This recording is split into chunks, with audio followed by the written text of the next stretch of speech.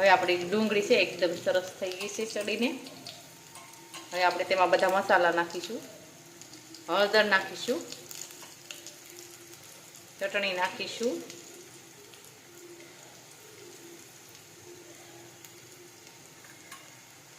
જીરું નાખીશું, મીઠું નાખીશું,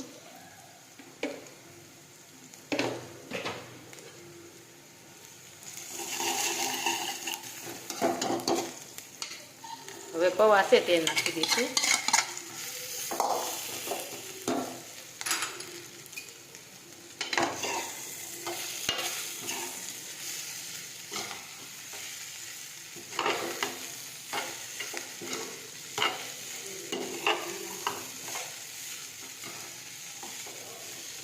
હવે આપણા પૌવા છે એકદમ સરસ બનીને તૈયાર થઈ ગયા છે.